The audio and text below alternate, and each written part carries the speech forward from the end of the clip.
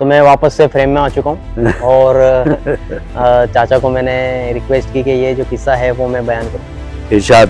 तो जेबिस्को के साथ जो मुकाबला हुआ, जेबिस्को के नहीं आने की वजह जेबिस्को ने ये बताई कि उसकी माँ जो है वो बीमार है। बहरहाल उससे कुछ फ़र्क नहीं पड़ता था। गामा जो है रुस्तम जमा बन चुके थे, जिसके बाद जो है गामा 15 दिन रहे यूके में जी। और 15 दिन के बाद जब उनकी वापसी होनी थी तो जाते जाते गामा ने जो है एक और बार पहलवान को बुलाया और उनसे कहा कि भाई अगर और भी कोई ख्वाहिशमंद है, अगर कोई और भी अब भी मेरे साथ चैलेंज में उतरना चाहता है तो अब भी वो अपनी ख्वाहिश पूरी कर सकता है। मैं अब भी उनके साथ मुकाबले के लिए तैयार हूँ। चाहें तो आप मुझे हरा सकते हैं अगर आप काबिलियत रखते हैं।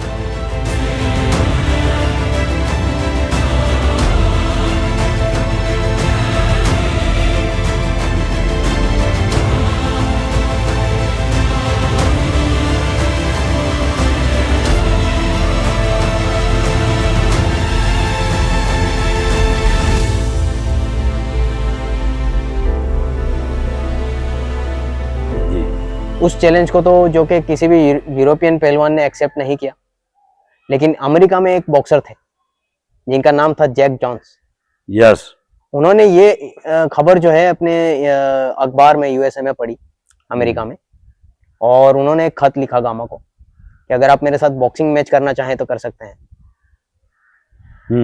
लेकिन गामा ने जवाब दिया उनको कि मैं आपका चैलेंज जो है वो एक्सेप्ट करता हूँ, लेकिन शर्त यह है कि आप बॉक्सिंग में कुश्तीगिरी के कुछ दावपेच भी, कुश्तीगिरी के दावपेच भी उसमें शामिल करें।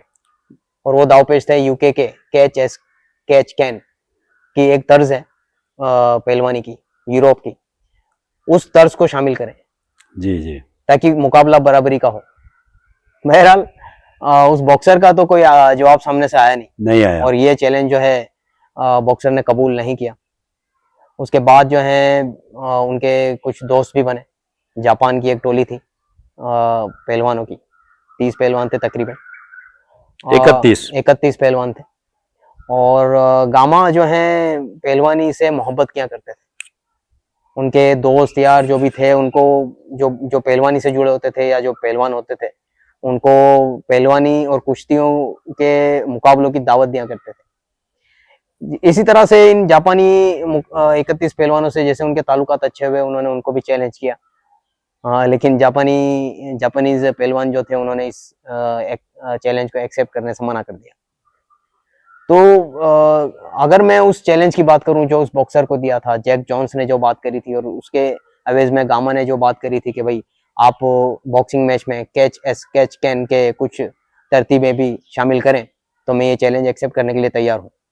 इसके बारे में मैं आपको बताना चाहूंगा कि 1910 का टाइम था और 1910 में गामा जो है मिक्स मार्शल आर्ट्स के बारे में बात कर रहे थे। आपने देखा होगा खबीब एक बहुत ही जबरदस्त पहलवान है मिक्स मार्शल आर्ट्स का, जो रशिया से ताल्लुक रखता है। जी, उस मिक्स मार्शल आर्ट्स की शुरुआत जो है मैं आपको बोलूं तो 2004 से 2008 के बीच में तकरीबन कहीं हुई है। लेकिन गामा जो है 1910 में इसकी बात कर रहे थे, ये चैलेंज कर रहे थे मिक्स मार्शल आर्ट्स के बारे में, जो काफी दुरंदेशी वाली, उसमें भी वो माहिर फन थे, बिल्कुल थे। तो मैं ये कहूंगा कि आइडिया जो है वो शायद तकरीबन गामा ने ही इंट्रोड्यूस किया था सबके सामने। तो अब आगे की कहानी जो है चाचा आपको बताएंगे। गामा की वापसी हुई हिंदुस्तान, और हिंदुस्तान में जब गामा की वापसी हुई तो आपने ट्रेन से सफर किया, तो हिंदुस्तान में गामा को देखने के लिए लोग बेताब थे। दीवाने वार की तरह लोग उनको देखने के लिए जगह जगह भीड़ इकट्ठा होती थी। तो हुकूमत ने जिस ट्रेन में वो आप जा रहे थे बॉम्बे से लाहौर, उस ट्रेन को हर स्टेशन पे 3 मिनट का ज्यादा वक्त दिया गया, और बरतानिया हुकूमत तो थी, उन्होंने भी गामा का खैर मकदम किया, और ख़ास तौर पे हिंदुस्तानियों ने तो गामा को जो प्यार मोहब्बत और उनकी हौसला अफजाई की और उनको जो नवाजे हैं, और जहां भी गामा जाते हैं तो हजारों की तादाद में हर स्टेशन पे लोगों की भीड़ इकट्ठा हो जाती और लोग उनके ऊपर फूल फेंकते और गामा जिंदाबाद के नारे लगाते। तो ये मंजर जिन्होंने देखा होगा उनके क्या आलम होंगे, आप सोचिए। हालांकि ये वो दौर था कि हम हिंदुस्तानी जो थे वो ब्रिटेन हुकूमत के मातहत थे, यानी कि यूं समझो कि हम गुलामी थे। और उस गुलामी के दौर में गामा ने जो काम कर दिखाया, सारे हिंदुस्तान का नाम सारी दुनिया में मशहूर कर दिया और ये भी साबित कर दिया कि एक हिंदुस्तानी सारे यूरोप पे भारी। गामा और उनकी टीम के लंदन से वापस आने के कुछ ही रोज बाद इलाहाबाद में एक आलमी मुकाबला, अजीमुशान मुकाबला होने को था। अब जब इस मुकाबले का आपने सुना तो गामा ने भी अपने साथियों के साथ वहां जाने को तय किया। और ये साल था 1911 का। 1911 में इलाहाबाद में एक अजीमुशान मुकाबला हुआ, उसमें रहीम बख्श सुल्तानी वाला फिर आ खड़े हुए। अब रहीम बख्श के बारे में हम आपको बता चुके हैं कि पहले उनके साथ 3 मुकाबले हो चुके हैं। पहला मुकाबला जूनागढ़ में हुआ था, उसके बाद इंदौर में हुआ था और ये तीनों मुकाबलों में दोनों बराबर रहे थे। 2-2 घंटा मुकाबला चला था और दोनों पहलवान अपने दमखम के साथ बिल्कुल बराबर रहे थे, ना कोई जीता ना कोई हारा। अब ये मुकाबला जब शुरू हुआ तो इस मुकाबले में मंजर अलग ही था, क्योंकि इस बार तो गामा जो थे वो रुस्तम जमा थे। अब रहीम बख्श सुल्तानी वाला थे, वो 3 मुकाबले में दोनों बराबर रहे थे। तो अब गामा को ललकारना या गामा को हराना रहीम बख्श के लिए बहुत ही अहम था। अब जब मुकाबला शुरू हुआ, कुश्ती के आदाब के मुताबिक दोनों ने मुसाफा किया और 2 कदम पीछे हटे। 5 मिनट, 7 मिनट, 25 मिनट तक ये मुकाबला चलता रहा। दोनों ने अपने तरफ से अलग अलग दांव इस्तेमाल किए। जब वो इस्तेमाल करते रहीम बख्श तो गामा बच जाते, गामा इस्तेमाल कोई दांव करते तो वो बच जाते। 25 मिनट का वक्त गुजर गया। अब 25 मिनट का वक्त गुजरने के बाद दोनों पहलवान लड़ते लड़ते बॉर्डर के ऊपर चले गए। अखाड़े की बॉर्डर होती है ना, अब अखाड़े की बॉर्डर के पास बाहर चले जावे तो वो फिर अच्छा नहीं होता, वो फिर से मुकाबला शुरू करना होता है। तो रेफरी ने उनको कहा और देखते ही देखते एक लम्हा ही होगा कि गामा ने जो उनका एक खुफिया ऐसा दांव आजमाया कि रहीम बख्श को गिरा दिए। धड़ाम से आवाज आई और मजमा देखता के देखता रह गया कि ये क्या हुआ। इस तरह इस बार गामा ने रहीम बख्श के ऊपर फतेह हासिल कर ली। लंदन में 1910 में जो मुकाबला हुआ उसमें जबीस को घेरा जा रहा था और गामा को रुस्तम जमा का खिताब मिल गया। लेकिन जबीस्को के दिल में ये कसक रह गई थी कि एक बार फिर मैं गामा से मुकाबिल हूं। अब ये वक्त था, ये साल थी 1928 की। तकरीबन 18 साल के वक्फे के बाद जबीस्को ने महाराजा और पटियाला को भेजा मैसेज कि मैं गामा के साथ में कुश्ती करना चाहता हूं, लेकिन मेरी ये कुछ शर्तें हैं। अब ऐसी शर्तें थी कि वो जो हमने लास्ट बताया ना कि वो गर्दन के ऊपर घुटन नहीं टेकना वगैरह।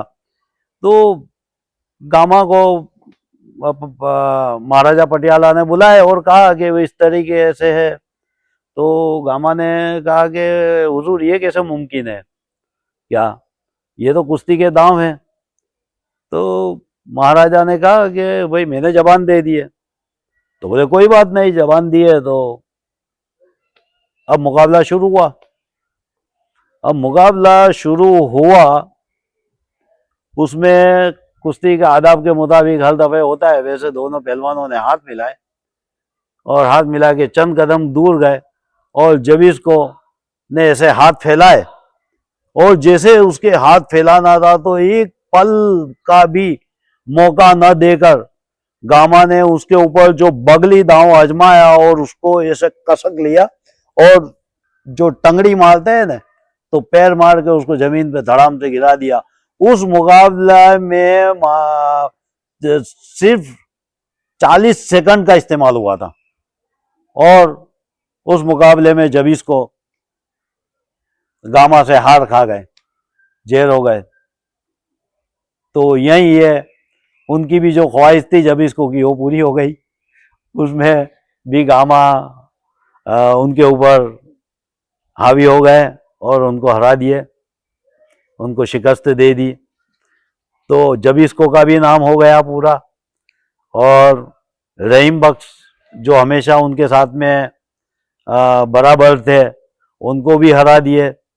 यूं अब हिंदुस्तान में ऐसा कोई पहलवान न था कि गामा के मुकाबले में वो आ सके, क्योंकि गामा जो थे वो फने कुश्ती के साथ में रूहानियत से भी लबालब थे। वो इस अमली इंसान ने यानी गुलाम मोहम्मद गामा पहलवान ने सारी दुनिया के पहलवानों को एक के बाद एक शिकस्त देकर सारी दुनिया में हिंदुस्तान का नाम रोशन कर लिया। और उसके बाद अपने अहलो अयाल के साथ आप 1948 में जब हिंदुस्तान का बंटवारा हुआ तो आप लाहौर चले गए और लाहौर रहने के बाद में आपने कुछ तिजारती काम भी किए। मेरी मालूमात के मुताबिक एक गामा ट्रैवल्स भी चलाई थी आपने और कराची में चलाई थी। और उसके बाद फने पहलवानी में आपने अपने जानशीनों को तैयार भी किए। इमाम बख्श पहलवान के भी उनको भी फिर रुस्तम हिंद का खिताब मिला और इमाम बख्श ने भी बहुत सी कुश्तियां लड़ी और उसमें भी वो कामयाब हुए। उसके बाद में उनके ख़ानदान से असलम पहलवान भी थे। यूं ये सिलसिला बस बदस्तूर उनकी हयाती तक जारी रहा और अब भी इंशाल्लाह जारी है और जारी रहेगा। तो ये जो वली सिफत शख्सियत, पाबंद शरीयत, आप उनकी तस्वीर देखो तो आखिरी दौर में भी वो बैठे हैं तो उनकी खाट पर कुरान शरीफ और तस्बीह है। तो ये वली सिफत शख्सियत 1960 में इस दुनिया से रहलत फरमा गए और हम यहाँ अब इस किस्त का और गामा पहलवान का हम एहतमाम करते हैं और हम उनके लिए दुआ करते हैं कि मौला उनके दर्जात को बुलंद करे, क्योंकि वो एक पाबंद शरीयत भी थे, एक नेक इंसान भी थे, वली भी थे और उन्होंने जो हिंदुस्तान का नाम रोशन किया है ऐसा कोई भी किस्सा कहानी उनसे मिलता जुलता न आज तक हुआ है न इंशाअल्लाह होगा। ये वो शख्सियत थे।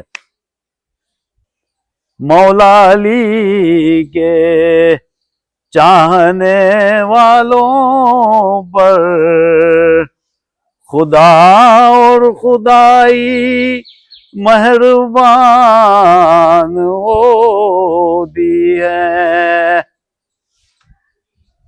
तो चाचा ने ये जो कलाम पढ़े हैं, ये गामा साहब के एजाज में एजाज में पढ़े हैं।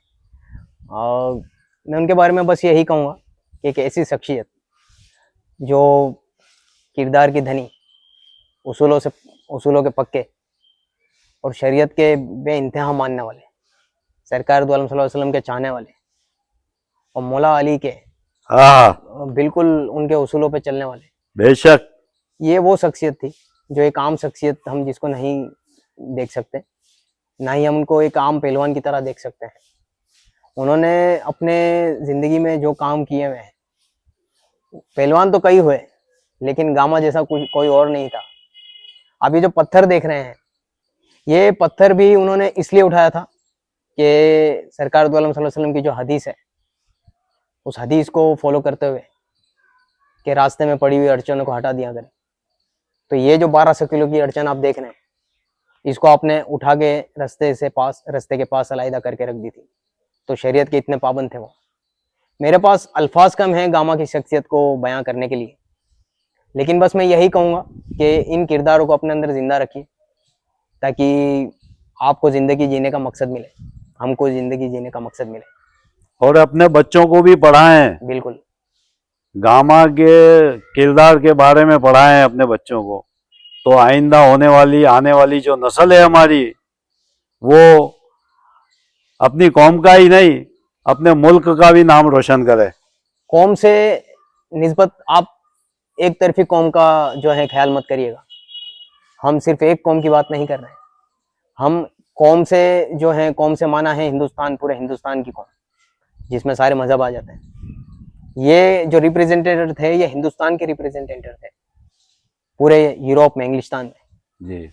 तो उन्होंने सिर्फ इस्लाम को या मुसलमानों को रिप्रेजेंट नहीं करा था वहाँ पे, उन्होंने पूरे हिंदुस्तान को, बर्रे सगीर को रिप्रेजेंट किया था। बेशक। तो ये वो किरदार थे जो हम आपके सामने लाना चाहते थे, जिनका कनेक्शन बड़ौदा से था, और हम चाहते थे कि इस तरह के किरदार जो है आपके सामने पहुंचे, बड़ौदा के लोगों के सामने खास करके।